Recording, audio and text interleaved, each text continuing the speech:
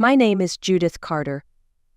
I'm 64 years old, a widow, and for nearly 4 decades, I co-owned a company called Carter Solutions with my late husband, Charles. We built it from scratch. No investors, no safety nets, just grit, long nights, and a shared dream. But that dream, or at least what it used to be, was sold last Thursday without my knowledge. By my son. It was a quiet morning. I was arranging fresh flowers in the crystal vase Charles gave me on our 20th anniversary when I heard the hum of a familiar car engine in the driveway. Ethan, my son, the sound of his black beam used to bring joy. Now it brings only a knot in my stomach. He only visits when he needs something. He stepped out in a tailored navy suit, phone already in hand. Lindsay, his wife, followed. Heels clicking. Blonde hair flawless. She clutched a leather portfolio like it was a weapon. The doorbell rang twice sharp, impatient. When I opened the door, Ethan didn't smile. "We need to talk," he said, brushing past me. Lindsay followed, offering a smile that didn't touch her eyes. "Hi, Judith," she said, the tone syrupy but cold. They sat in my living room, the same one where Ethan learned to walk, where Charles and I held company strategy meetings late into the night. Now Ethan sat like a stranger, crossing his arms. Lindsay opened her folder. "The company is sold," Ethan announced, just like that, as if it were a minor errand, a chore he had finally crossed off his to-do list. My mouth opened, then closed. "What do you mean, sold?" Lindsay laid the papers on the coffee table. "We've been finalizing the deal for months. It closed yesterday morning. You'll receive the funds in your account by Friday." I stared at the papers. Carter Solutions, the company that fed our family, employed dozens of good people, was gone. "But I'm still the majority shareholder," I whispered. Ethan let out a short, humorless laugh. "Mom, you haven't touched the operations in 3 years. You don't understand the business anymore." That was when he said it. Looking me square in the eye, "You've become a burden." The word hit harder than any legal document ever could. I nodded slowly, stood up, and smoothed my skirt. "All right," I said, voice calm. "Good luck." Lindsay blinked. Ethan frowned. "What?" I said, "Good luck." And I meant it, just not in the way they thought. After they left, the house felt different. Not hollow exactly, not sad, just still. Like the pause between a storm and its echo. I walked back to the armchair and sat down, listening to the soft tick of the clock on the mantel. Then I picked up the phone and dialed a number I hadn't used in weeks but knew by heart. Marcus Hale speaking. "It's Judith," I said. "It's time." He arrived within the hour, just as I knew he would. Same worn satchel, same calm eyes. Marcus had been my attorney and friend for over 25 years. He helped Charles and me in corporate Carter Solutions. He helped us set up every contract, every holding company, every contingency, including this one.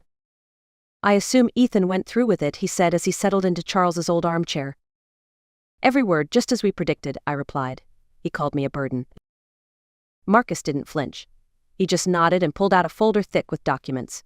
"Shall we review the structure one more time?" I nodded, even though I knew every detail by heart. It had started 3 years ago. A week after Charles's funeral, Ethan had pulled me aside and gently suggested that I might want to simplify my responsibilities. That was the moment I knew.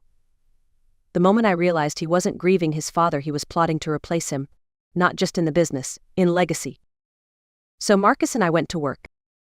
Charles had officially owned 60% of Carter Solutions. I held the remaining 40%, but that was only the surface. Over the years, I had quietly established subsidiary companies, purchased commercial properties under shell names, and filed intellectual property under a separate entity. All of it had been rolled into a trust, the Meridian Trust, of which I was the sole beneficiary and trustee. 70% of the company's actual value. The remaining 30% the company name, the building lease, payroll accounts stayed in the corporate structure that Ethan now believed he had sold. "Do you think he'll figure it out?" I asked. Marcus raised an eyebrow. "Judith, your son never once asked about the corporate structure. He thought the company was the logo and the reception desk. You built a kingdom, and he thought he was buying a cottage." I looked out the window where the sun was beginning to set behind Charles's favorite maple tree. I didn't feel angry. I didn't feel vindictive. I felt prepared. Tomorrow, Ethan would realize what he had really sold. And what he hadn't. At exactly 2:47 a.m., my time, the phone rang. I was in the kitchen, wide awake, sipping chamomile tea, I had been expecting the call for hours. Mom, Ethan's voice was tight, almost frantic. There's a problem with the bank accounts. Something's wrong. The sale funds aren't showing up. I stirred my tea slowly. That's odd.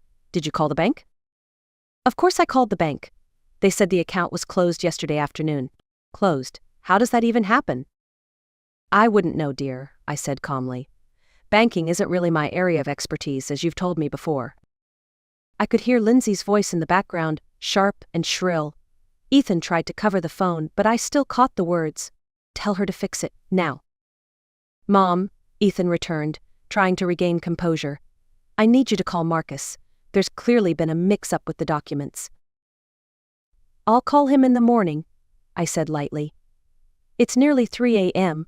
I'm sure whatever it is can wait until business hours. It can't wait. We're in Milan, Mom. We have reservations, events planned, and our cards aren't working either. I made a sympathetic sound with my tongue. That does sound inconvenient. I hope you brought some cash. The line went quiet, except for the sound of his breathing. Then his voice returned, lower now. Mom, I'm asking you nicely. Please, just call Marcus and ask where our money is. Our money? I repeated, carefully. I wasn't aware we had any joint accounts. The money from the sale, Ethan snapped. The $2.8 million that should be in my account. Oh, I said, that money. Yes, I know where it is. Thank God. It's in my account, I said. Silence. Excuse me? He whispered. You heard me. The explosion was immediate. What the hell are you talking about? I sold the company. You signed the paperwork. You sold 30% of Carter Solutions for a very generous price, I said evenly. The rest was never yours to sell. I could hear Lindsay again, closer now. What is she saying? Wade, what is going on? Then she grabbed the phone. Mrs. Carter. There's clearly been a misunderstanding. Hello, Lindsay. How's Milan? I'm serious, she snapped. We have commitments. Wade told me this was all his. You're claiming ownership of assets that belong to him.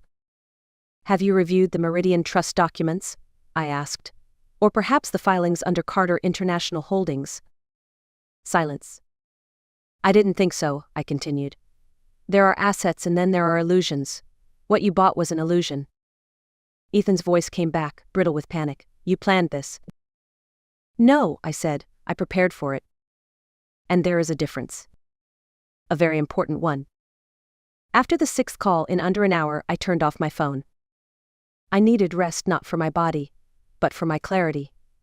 And I needed space to remember who I was before Ethan decided I was disposable. The next morning I sat with Marcus in my sunlit study. He looked over the call log and gave a low whistle. Looks like they're unraveling. They should, I said. They never tried to understand who they were dealing with. Marcus raised an eyebrow. They thought you were just the sweet widow who used to bring cookies to board meetings. I gave a small smile. I let them think that. And I had. For decades I stood beside Charles at ribbon cuttings and industry events, smiling graciously while he gave speeches. He was charismatic, charming, a natural-born salesman. But behind the scenes I was the strategist. I designed the growth models, drafted our acquisition plans, negotiated every international contract. It was easier for people to believe the man was in charge. It didn't bother me, not really. Charles knew the truth. That was enough. The night before he died, Charles took my hand. His voice was weak but steady. Promise me something, Judith. Don't let Ethan take advantage of your kindness. He won't mean to at first, but it'll grow. And you'll excuse it, like you did with me. I didn't answer then. I wasn't ready to admit how true that was. Now I looked at Marcus across the table. Charles saw it coming, even when I didn't. He knew what kind of son he'd raised, Marcus said gently. You tried to protect Ethan from reality. Charles knew one day reality would show up anyway. I got up and walked to my filing cabinet. From the bottom drawer I pulled out a manila folder. Inside were printouts of property deeds, patent filings, and holding company records, all tied to Meridian Trust. Ethan thought he was selling Carter Solutions, I said. What he actually sold was a shell, a name, a logo. The soul of this company was never his. Marcus nodded. And now? Now, I said, I let him see the difference between ownership and value. I looked out at the magnolia tree Charles had planted on our 10th anniversary. It was still standing, roots deep and unshaken. Just like me. For the first time in years, I felt no need to explain myself. I just needed to keep moving forward. On my terms. Ethan returned from Milan 4 days later. He arrived alone. When I opened the door, I barely recognized him. The crisp suits, the polished shoes, the confident stride, all gone. He looked like a man who had walked through fire and hadn't quite made it out whole. "We need to talk," he said. "Of course," I replied, stepping aside. He sat on the edge of the living room couch, elbows on his knees, eyes down. Not at all the posture of someone ready for a fight. "Brittany left," he said quietly. "She's staying with her sister in Chicago. She said I ruined everything." I waited. He glanced up. "You planned this. You set me up?" "No," I corrected. "I gave you the opportunity to do the right thing. You chose otherwise." "I didn't know," he snapped. "I didn't know you still had control. That you were hiding things." "You weren't interested in knowing," I replied evenly. "You only asked the questions that led to the answers you wanted." He fell silent. Then he reached into his coat pocket and pulled out a flash drive. "You recorded me," he said. "I know you did. Marcus mentioned it." "I did." He didn't argue. "That recording, of me and Brittany, you played it for her, didn't you?" "I did." "That's why she left." I tilted my head. "You think she left because of the recording, or because of what you said in it?" Ethan winced. "She thought I was protecting her," he mumbled. "That everything I did was for us." "Was it?" He shook his head slowly. "No, it was for me." There it was, the first honest thing he'd said in months. He looked at me again. "I have nowhere to go. I stayed with friends for a few nights, but that won't last. I don't have access to my accounts. I can't afford the hotel. I need somewhere to stay." "The guest room's available," I said. $50 a night. And you'll do your share of the housework." He stared at me. "You're charging me rent?" "You said I was a burden, Ethan. I'd like to avoid becoming one now." There was a long pause. Then he nodded. "Okay, I'll pay. I'll clean. Just let me stay." "And if you want to work with the company again," I added, "you'll start from the bottom. No title, no entitlement. You'll earn your place." He swallowed hard. Understood. As he walked down the hall toward the guest room, I felt a strange mixture of sorrow and relief. The son I raised was still in there somewhere. But now he'd have to find his way back. One earned step at a time. 6 months passed. And the man who once flew first class to pitch meetings now took the bus to our warehouse. The man who once mocked employees for taking too many sick days was now the one scrubbing floors when a pipe burst over the holidays. And he never once complained.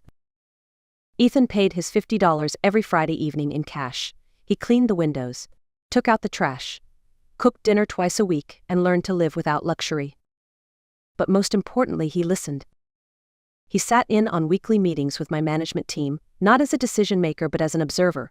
He took notes, he asked questions, he asked for feedback, even when it was hard to hear. Slowly, he started contributing again, this time with humility. One morning he handed me a report he'd put together after reviewing data from our new German distribution partner. "They're exceeding projections," he said. "If we adjust the logistics timeline by 3 days, we can reduce freight costs by 12%. I flipped through the report. It was detailed, thoughtful, correct. "You did all this?" I asked. He nodded. "I stayed up late researching their past vendors. I figured I'd try to be useful." I nodded once. "You are." Ethan blinked. "Really?" "I wouldn't say it if I didn't mean it." He looked away quickly, but not before I saw his eyes shine. There was still distance between us, sure. Trust doesn't return overnight, but something had shifted. He no longer looked at me like an obstacle. He looked at me like a teacher. Later that week we had a meeting with a potential partner, the Henderson Group, a notoriously difficult but lucrative client. I invited Ethan to attend. "Just observe," I told him. "Watch how they operate." He did more than watch. He asked the right questions. He built rapport. He offered insight when the room stalled. After the meeting, one of their senior reps pulled me aside and said, "Your director of operations is sharp." I smiled. "He's learning." That night, over chicken stew and fresh rolls, Ethan sat across from me at the kitchen table. I want you to know, he said, I see it now. All of it. The work, the vision, the sacrifices. I thought I was entitled to inherit the company because of who my father was. But the truth is, you were the company. I didn't answer right away. I just refilled our teacups. You're rebuilding, I said. And that's worth more than inheritance. He nodded. I just hope one day I can be proud of who I became, the way Dad would have been. I looked him in the eye. He'd be proud now. Because you finally showed up. And so had I, as more than just his mother, but as his equal. 3 weeks later, we finalized the Henderson deal. It wasn't just a win for the company. It was a moment, one of those rare, quiet victories that doesn't require celebration, because it speaks for itself. Ethan had earned it. He sat beside me in the conference room, answering questions with confidence, referencing data without looking at notes, and even pushing back respectfully when the clients tried to undercut our rates. When the meeting ended, the Henderson team stood and shook his hand like they'd always seen him as a peer. When they left, he didn't gloat, he didn't grin. He just turned to me and asked, "Was that good enough?" "It was excellent," I said. We rode the elevator down in silence, the kind that's comfortable, not strained. When we reached the lobby, Ethan slowed his pace. "Can I ask you something?" "Always." "When you built those trust structures, did you hope I'd come back like this? Start over? Learn something?" I stopped walking. "I hoped," I said softly. "But I didn't plan on it. I had to be ready in case you never spoke to me again." Ethan looked down at the marble floor, then back at me. "And if I hadn't come back, I would have kept running the company until I couldn't anymore. Then sold it to someone who would protect our employees. But I would have missed you every day." His eyes watered, but he didn't look away.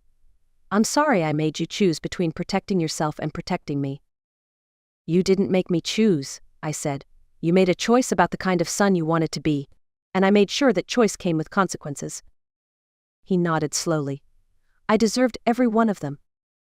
Later that evening, as we sat in the kitchen reviewing partnership contracts, Ethan's phone buzzed, with a number we hadn't seen in months. "Brittany." He silenced it without hesitation and slid the phone across the table. "No thank you," I asked, half smiling. "I already have what I was trying to build with her," he said, looking around the house. "I just didn't know it before." That night, as I made tea, I realized something. This wasn't about revenge. It never had been. It was about value. About teaching someone the cost of entitlement and the worth of earning trust. Ethan had tried to take a shortcut. But real success has no shortcuts. Only roads paved with hard lessons and the courage to walk them anyway.